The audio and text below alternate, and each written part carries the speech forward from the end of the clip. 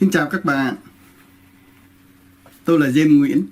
Chúng ta lại gặp nhau ở bài 2 trong chương trình Corel học nhanh, ứng dụng thực tế. Ở bài 1, chúng ta đã được học gì nào?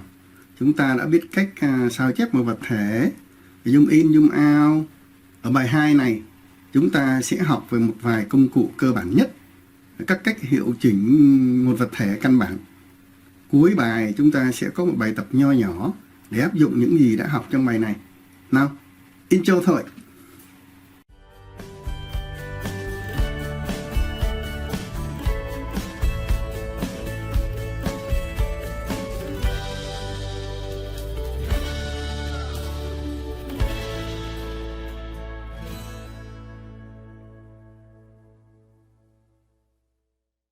Bài 2 này vì có nhiều vấn đề cần nói và tôi muốn có một bài tập cuối bài, nên nếu mà dài quá tôi sẽ chia làm 2 phần. Các bạn chịu khó theo dõi nếu có phần sau nha. Bài này là bài đầu tiên tôi hướng dẫn các bạn vẽ về những hình học căn bản. Khoan cười nha các bạn. Các bạn có biết là hầu hết các hình phức tạp mà ta thấy đều là kết hợp của các hình học căn bản không nào? Nên các bạn khi vẽ một vật thể nào đó, cố gắng đưa nó về dạng hình học căn bản nào đó. Thí dụ, cái ly có thể là sự kết hợp của 2 hình tam giác và một hình chữ nhật. Các bạn có thể coi thí dụ sau đây. Thí dụ, tôi có một hình tam giác. Đây là hình tam giác. Rồi tôi sẽ chuyển thành hình tam giác. Rồi tôi sẽ copy để có một hình khác. Tôi lật nó cho lớn lên, này cho nhỏ xuống. Rồi tôi sẽ có một hình chữ nhật.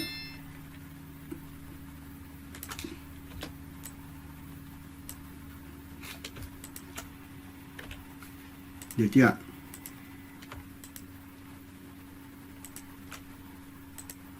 Rồi các bạn thấy được chưa nào? Rồi ta đã có một hình, một cái ly được kết hợp bởi 2 hình tam giác và một hình chữ nhật. Rồi. Hoặc là cái ly thì cũng có thể là sự kết hợp của để coi nào, của các hình elip. Chúng ta thử coi nha, thử coi là kết hợp và loại trừ của các hình elip là như thế nào. Thí dụ ở đây tôi có một hình elip. Rồi tôi copy để có một hình elip khác. Đây là cái miệng của cái ly. Tôi copy để có một hình elip khác và cái đáy của cái ly. Rồi tôi copy một elip khác để có cái thân của cái ly.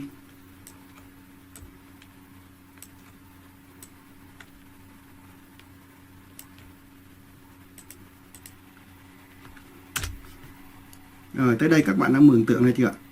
Chắc chưa đúng không? Rồi.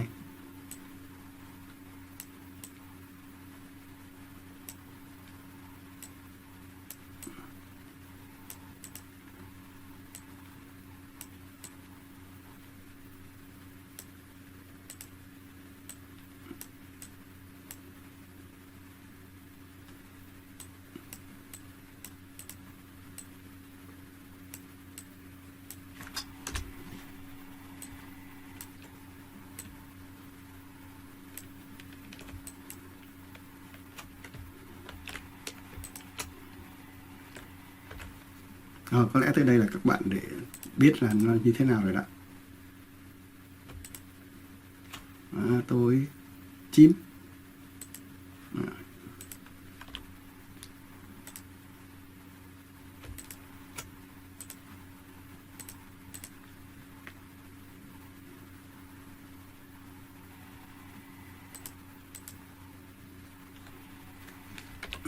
Đấy, các bạn.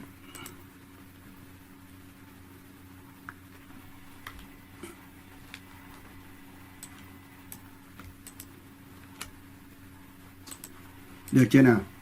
Rồi, các bạn thấy rồi ha. Đó, tức là nó được là sự kết hợp và loại trừ của 6 hình elip. Các bạn thấy sao? Đó, các bạn đã có chút khái niệm như thế nào là phân tích bản vẽ trước khi vẽ rồi đó. Ở bài trước tôi đã nói là chúng ta sẽ học kỹ hơn về phần bảng màu CMYK, các bạn có nhớ không ạ? Vậy CMYK là gì? Chúng được viết tắt từ tên của 4 màu căn bản là cyan, magenta, yellow và black. Chúng là những màu dương bản, tức là những màu nhận biết được khi có ánh sáng rọi vào.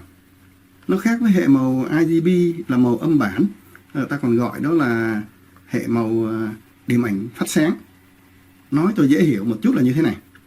Điểm ảnh phát sáng là thí dụ như là màn hình TV hay là màn hình của điện thoại. Các điểm ảnh của nó được phát sáng theo một dải bức xạ nào đó để cho các màu khác nhau. Tức là nếu mà chúng ta tắt TV hay điện thoại, chẳng có điểm ảnh nào phát sáng nên nó hoàn toàn là tối thui. Nên tất cả các hình ảnh mà hiển thị trên các thiết bị này đều theo hệ màu RGB. Còn CMYK nó là hệ màu dương bản. Nó chỉ được nhận ra khi có ánh sáng chiếu vào. Thí dụ như là khi ta in trên giấy này, trên banner, không có ánh sáng rọi vào, ta không thể nhận biết được sự khác biệt giữa các màu. Nên tùy vào kết xuất cuối cùng cho mục đích gì mà ta chọn hệ màu để thiết kế bản vẽ. Ở đây ta đang học cách để kết xuất ra giấy, nên ta sẽ chọn hệ màu CMYK. Tôi xin nói lại một lần nữa là phần học căn bản này sẽ giúp các bạn vẽ được mẫu trong ngành in lụa. Mà ngành in lụa thì cần phải tách bản in, tức là cấp độ khó cao hơn mức các bạn vẽ chơi để in ra khoe bạn bè nhiều. Dĩ nhiên là nếu mà muốn in ra để khoe bạn bè thì chuyện này là chuyện nhỏ. Nên tùy vào ý định kết xuất cuối cùng mà các bạn chọn một bảng màu để vẽ nha. Thí dụ vẽ để in ra giấy thì dù là giấy gì, các bạn cũng nên chọn bảng màu CMYK. Nếu kết xuất cuối cùng là hình cho web hoặc chỉ là để coi trên màn hình thì các bạn có thể chọn hệ màu Hexa hoặc hệ màu RGB. Hai hệ màu này nhìn trên màn hình thì nó tươi tắn hơn, đẹp hơn. Nhưng mà bạn chớ có chơi dại mà tô màu thật đẹp để nhìn trên màn hình, rồi khi in ra màu sai be bét nha. Vì dù các bạn có vẽ ở hệ màu nào thì khi in ra nó cũng tự động chuyển sang CMYK hết. Ở bài trước chúng ta đã biết sơ về các cách tô màu rồi, đúng không nào? Chúng ta sẽ cùng ôn lại một chút ha. Bây giờ tôi sẽ ôn lại một chút xíu về các cách tô màu. Thí dụ ở đây tôi có một hình chữ nhật, tôi có một hình ellipse, tôi có một hình ngũ giác. Rồi, để tô màu cho một vật thể, chúng ta chọn vật thể đó và click chuột trái lên bảng màu, lên ô màu ở bảng màu để tô màu cho nó. Thí dụ ở đây tôi chọn là màu xanh.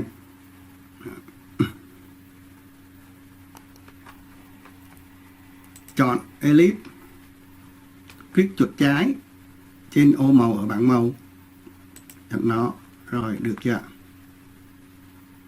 Để tôi tắt bớt một bảng màu đi cho các bạn đỡ rối. Rồi. Click chọn hình ngũ giác. Thí dụ tôi tô màu đỏ cho nó, click chuột trái trên ô màu ở bảng màu. Rồi. Rồi, các bạn nhớ lại cái đây chưa ạ? Rồi, cái này chúng ta học ở bài 1 rồi, đúng không? Còn để tô nét cho nó, rồi tôi có thể để nét lớn hơn cho các bạn dễ coi ha. Rồi, thí dụ bây giờ tôi cho nét của nó là LED. Rồi, ví dụ tôi muốn tô nét cho hình chữ nhật thì tôi chọn hình chữ nhật và click chuột phải nha, click chuột phải lên ô màu ở bảng màu. Thí dụ tôi chọn màu vàng. Rồi, để tô nét cho hình ellipse, ta chọn hình ellipse, click chuột phải lên ô màu ở bảng màu. Rồi, thí dụ tôi tô màu đỏ cho nó. Rồi, hình ngũ giác, click chuột phải lên ô màu ở bảng màu. Thí dụ ở đây tôi chọn màu hồng cho nó. Rồi, các bạn nhớ được tới đây chưa ạ? Rồi, cái bài này chúng ta đã học trong bài 1 rồi. Và bây giờ, thí dụ chúng ta muốn bỏ không tô nữa thì sao ạ? Bỏ không tô nữa rồi chúng ta chọn, thí dụ đây là chọn hình chữ nhật. Và thí dụ chúng ta không muốn tô nữa thì các bạn thấy có cái gạch xéo ở đây không ạ? Cái ô màu đầu tiên nó có cái gạch xéo ở đây, tức là no, tức là bỏ chọn không có màu. Rồi click vào, chuột trái vào sẽ không có màu. Các bạn nắm được đây chưa ạ? Rồi bây giờ muốn bỏ nét thì sao ạ? Bỏ nét thì chúng ta chọn, thí dụ chúng ta chọn hình ellipse và chúng ta click chuột phải lên cái ô mà bỏ màu đây. Cái ô tức là không có gì đó, ô cái bình click chọn lên để bỏ cho nó. Rồi các bạn nắm được đây chưa ha? Rồi tôi làm lại nha. Rồi để bỏ nét chúng ta click chọn vật thể và click chuột phải lên cái ô gạch xéo trên cùng này. Rồi click chuột phải nha, chúng ta bỏ nét. Rồi để bỏ màu tô chúng ta click chuột trái lên ô này. Rồi được chưa nào? Rồi ha. Rồi các bạn nắm được tới đây nha. Rồi bây giờ là tôi sẽ, ở trong các bài trước thì tôi có nói là sự khác biệt giữa hai màu là RGB và CMYK, và tôi cũng khuyên các bạn là nên tô theo CMYK, mặc dù là RGB nhìn thì nó đẹp hơn, tươi hơn. Rồi tôi sẽ thí dụ ngay trên màn hình cho các bạn coi sự khác biệt giữa hai màu ha. Rồi thí dụ bây giờ tôi chọn này, tôi chọn để hiện thêm màu RGB, tôi chọn Window Color Palette. Tại tôi tắt rồi. Color Palette. Rồi ở trong palette này thì hiện tại đang là default palette của bên Corel á, thì nó là CMYK nha. Thành thử để default palette thì mình không cần phải click vô CMYK, và tôi muốn chọn thêm hệ màu nữa là hệ màu RGB, tôi sẽ click chọn vào đây. Các bạn thấy rồi nó sẽ có một cái bảng màu ngay bên cạnh của hệ màu CMYK. Các bạn coi thông số của nó đây. Rồi đây đó là màu đen, black, nhưng mà nó là của RGB. Rồi ở kế bên các bạn coi black, nhưng mà nó là của CMYK. Rồi các bạn nắm được đây chưa ha? Tôi sẽ tô màu để cho các bạn thấy sự khác biệt giữa hai hệ màu là như thế nào.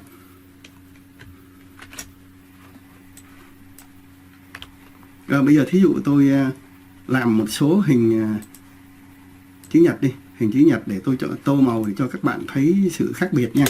Rồi thí dụ đây tôi có cho nó là ví dụ là 50. Rồi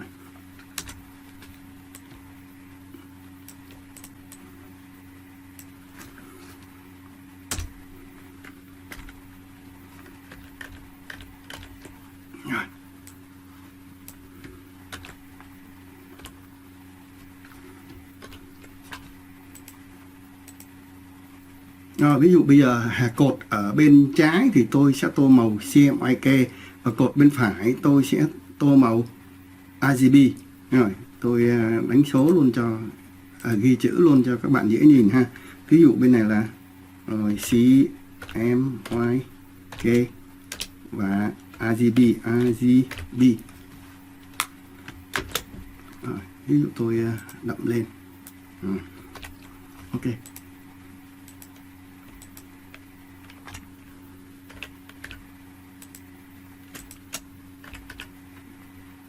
Rồi bây giờ thí dụ đây tôi tổ một. Được rồi. Thí dụ bây giờ tôi tô màu đen ở CMYK bên nhà. Đây là màu đen đúng không ạ? Rồi đây tôi sẽ để gần lại cho các bạn coi ha. Rồi tôi sẽ tô màu đen của bên CMYK, màu đen. Ở bên này tôi tô màu đen của RGB. Đấy, RGB. Rồi tô màu đen, các bạn thấy nó đã màu đen bên kia nó đã đen hơn đúng không ạ? Tôi để màu trắng đi. Rồi màu đen của bên RGB nhìn đen hơn là màu đen của CMYK. Rồi bây giờ thí dụ bây giờ tôi tô cái này, tôi tô màu xanh này đi. Tôi tô màu blue của CMYK, còn bên này là blue của RGB. Các bạn thấy đã khác ngay nha, cùng một thông số màu nha. Rồi bây giờ thí dụ bây giờ đây là màu xanh. Vừa rồi là blue, bây giờ là cyan. Cyan bên Công giáo thì kêu là màu xanh nước mẹ hoặc màu xanh da trời đó, màu xanh biển đó. Rồi ok, các bạn thấy chưa? Ở bên này cùng là cyan, các bạn thấy chưa? Rồi bây giờ tôi màu, thí dụ bây giờ là màu green, và bên này màu xanh lá đó, bên này cũng là green của RGB, các bạn thấy khác biệt chưa? Rồi bây giờ thí dụ màu đỏ red, màu đỏ red, hai cái khác nhau chưa? Rồi đây là màu magenta, tiếng Việt mình gọi là màu tím đó. Rồi màu tím thì cái này thấy rõ ràng là màu tím, màu magenta ở bên RGB nhìn nó đẹp hơn, nó tím hơn. Rồi các bạn nắm tới đây chưa?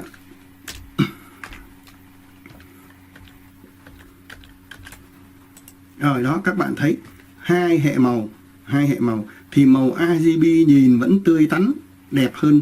Nhìn trên màn hình thôi nha, nhìn trên màn hình thì đẹp hơn màu CMYK, đúng không nào? Đó, nhưng mà khi in ra thì nó sẽ coi như là nhiều khi nó cũng gần như là chuyển về CMYK, thì nó cũng theo màu CMYK hết. Rồi các bạn chờ một chút xíu ha, tôi sẽ in cái này ra và tôi sẽ cho các bạn coi sự khác biệt nha. Các bạn chờ cho chút xíu nha. Ok, và đây là tấm giấy mà tôi đã in cái màu đó ra. Rồi các bạn thấy đó. Các bạn nhìn thấy không ạ? Đó, các bạn nắm được tới đây ha. Đó, màu của nó các bạn thấy, quan sát như thế nào? Rồi màu RGB khi mà in ra các bạn nhìn nó không có tươi như trên màn hình đâu. Nếu các bạn coi lại, đấy chưa, nó gần giống như màu của bên CMYK luôn. Rồi các bạn nắm được tới đây chưa ha? Rồi nếu nắm được chúng ta sẽ qua phần khác. Rồi bây giờ nè, chúng ta dành một ít phút đi ha, dành ít phút để tâm tình thủy lợi chút ha. Để tôi kể các bạn nghe một câu chuyện có thật nha. Công việc đầu tiên của tôi ở Mỹ ấy, là layout cho một tờ báo. Không bao giờ tôi tô màu đỏ, mà tôi toàn là tô màu magenta trên các bản vẽ của tôi. Nên bản vẽ của tôi đó, nhìn trên máy tính nó xỉn, nó coi nó xấu thê thảm. Có một lần ông chủ nhiệm nhìn tôi làm việc và nói tôi tô màu sai, vì chỗ đó là màu đỏ và tôi lại đi tô màu magenta. Tôi nói là trên đời này làm gì mà có màu đỏ. Cái ngày đó, tiếng Mỹ của tôi thì may ra có người Mỹ Tho hiểu thôi. Có nhiều từ chuyên môn nữa, không biết nói làm sao cả. Cãi đi cãi lại, rốt cục hai người quyết định cá độ. Ông nói là nếu mà tôi in màu magenta ở bản vẽ đó, ở cái bản kẽm đó, mà bên chụp bản chụp được thì ông sẽ khao cả tòa soạn một chầu. Dĩ nhiên là bản vẽ của tôi là in ra là hoàn toàn chính xác. Lúc đó ông ta mới vỡ lẽ ra là tại làm sao mà xưa nay cứ hễ động tới cái bản kẽm đó thì nó lại là nhờ chứ nó không có được đen thui. Đó, khi in tách bản cho nhà máy in thì màu vàng, màu xanh, màu đỏ hay màu gì nữa cũng chỉ ra màu đen hết. Ở các màu mà không đúng là CMYK thì in ra đem đậm hay không là tùy cái mật độ màu của nó mà thôi. Mà các bạn coi thử cái thông số màu đỏ ở đây coi như nào, có chút màu chuẩn nào không nha. Thí dụ đây là màu đỏ này, đây màu đỏ, đúng không ạ? Màu đỏ các bạn coi ở dưới thông số này thì nó là magenta là 100% và yellow màu vàng là 100%. Đâu có chút nào là hệ thống là màu chuẩn đâu. Có thể các bạn sẽ nói nó có màu chuẩn, nó có 100 magenta, 100 yellow này thì nó phải in ra đen chứ, tại sao bản vàng lại in ra đen thui? Mà cái bản này vừa có vàng vừa có magenta là in ra không. Nếu mà chỉ có một màu thôi, một màu chuẩn thôi thì nó sẽ in ra hoàn toàn đen. Nhưng mà khi có hai màu thì máy tách màu sẽ không có hiểu là màu gì cả, và nó sẽ tự động chuyển thành màu xám đậm, tức là nó in ra xám đậm. Mà trên bản xám đậm thì nó sẽ không được đen lắm, nó có các cái hạt tram. Các bạn chưa biết hạt tram là gì đâu, từ từ mai mốt các bạn sẽ được học tới hạt tram là như nào, tại vì các bạn sẽ làm cái mẫu mà phải có hạt tram nha. Thì nó sẽ có cái hạt tràm chứ nó không đen thui thù lùi như là màu đen không. Đó, thành thử ra nó sẽ sai màu nha. Các bạn nắm được đến sơ sơ tới đây thôi nha. Đó. Tức là nếu bạn mà vẽ đúng là màu CMYK thì bảo đảm bản tách màu in ra sẽ đúng. Còn bạn nghĩ là chỗ này màu đỏ, tô màu đỏ vô là bảo đảm sẽ sai. Chỉ có 4 màu căn bản là CMYK kết hợp với nhau theo một tỷ lệ nào đó mà cho ra cả triệu màu. Dĩ nhiên là tôi đang nói tới các bạn vẽ để kết xuất ra máy tách màu thôi nha. Còn nếu các bạn vẽ để in ra cái máy in màu thường thường đó, để khoe bạn bè chơi thì các bạn cứ việc tô thoải mái, có màu nào cũng được hết. Màu nào các bạn thích các bạn tô. Nha, các bạn tại vì chỉ có máy in tách màu mới cần chính xác vậy thôi nha. Nhưng mà đây là tôi đang dạy các bạn để in lụa, tách bản cho in lụa thì các bạn chịu khó tô theo đúng CMYK. Đó. Mặc dù các bạn có thể tô theo ý thích của các bạn là màu gì cũng được, các bạn in ra máy in thường mà ha, cũng được, không sao hết. Nhưng mà nhớ nếu tách màu cho in lụa là các bạn phải tô đúng CMYK dùm tôi nha. Rồi ta nắm cái đó nha. Còn một cái kinh nghiệm này nữa. Có rất nhiều bạn muốn chứng tỏ tài năng nên cố tô màu cho thật đẹp. Dĩ nhiên là tô RGB thì đẹp hơn, đúng không nào? Bản vẽ với hệ màu RGB tuyệt đẹp này được chuyển tới đối tác để duyệt. Đối tác duyệt và lưu lại. Chuyện gì xảy ra sau đó các bạn biết không? Nếu đối tác chỉ nhìn trên màn hình thì có chuyện gì xảy ra để nói nữa. Họ muốn in trên sản phẩm của họ mà. Tôi dám bảo đảm tới 90% là mẫu khi in ra sẽ không giống màu như mẫu đã được gửi để duyệt. Còn một điều này nữa. Nếu mà các bạn phải gửi file cho đối tác, tốt nhất là các bạn nên gửi qua email. Ngày xưa đó, khi tôi còn làm việc thì chưa có Facebook hay là Zalo. Tất cả các file tôi đều phải gửi qua email hay là cầm trực tiếp cái ổ cứng rời đó để xuất phim. Bây giờ thì có Facebook và Zalo rồi nên nhiều bạn gửi file qua hai cái ngã này. Các bạn nhớ vậy này, khi gửi file qua Facebook hay Zalo, chúng đều tự động chuyển qua hệ màu RGB hết. Vì chúng chủ yếu là để coi cái màn hình mà, nên màu đã bị chuyển thành không đúng với thiết kế. Nói dông dài nãy giờ để chia sẻ chút thôi. Và tôi nhấn mạnh là nếu các bạn không kết xuất bản vẽ cho web, tốt nhất vẫn là tô màu theo hệ CMYK, dù nhìn nó xấu hơn RGB. Kinh nghiệm thì còn nhiều lắm, để từ từ chia sẻ sau ha. Nào, ta vào bài thôi. Bây giờ tôi sẽ đóng cái này lại và tôi sẽ mở một file mới.